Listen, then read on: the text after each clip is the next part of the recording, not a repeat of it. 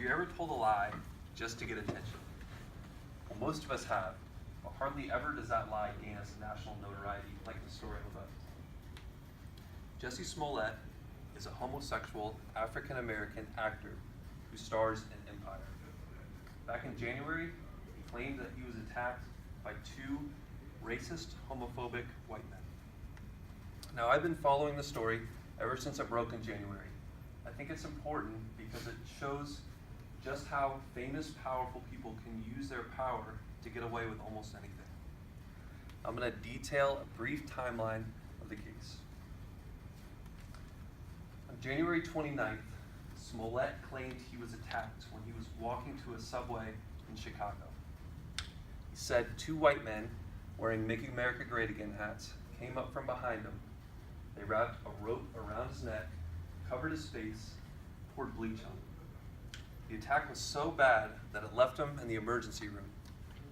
While he was there, he received an outpouring of love and support from friends and family members all over the world.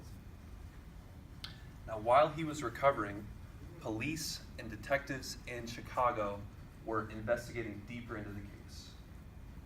A few weeks later, on February 20th, Smollett was charged with disorderly conduct and falsifying a police report.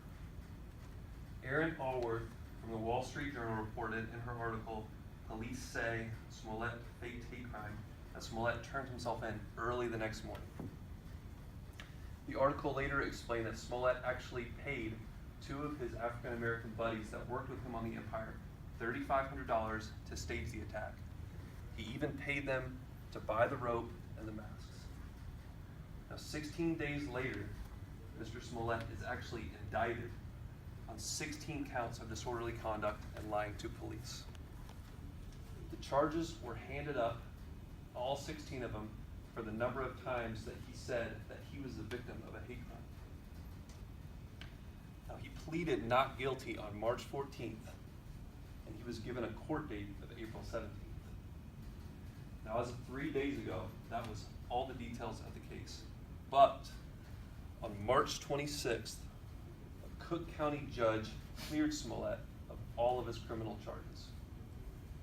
The judge said all he would have to do is forfeit a $10,000 bond and serve a few community service hours, and his federal record would be completely cleared. Now, as you can imagine, the mayor of Chicago and the police superintendent were extremely upset with the judge's decision. Police Superintendent Eddie T. Johnson said, quote, "The whole ordeal dragged the city of Chicago through the mud." So now we're left with more questions and answers. Is Smollett a victim or is he a criminal? Is he guilty or is he innocent? Smollett is legally cleared. There's no charges on his legal record. And he said he wants to get back to work as soon as he can. So the question I'll leave with you guys is, do you trust him as a person? Do you trust him as an actor? Or when you see his face on screen now, will you think that's just somebody that used their power to regain their position?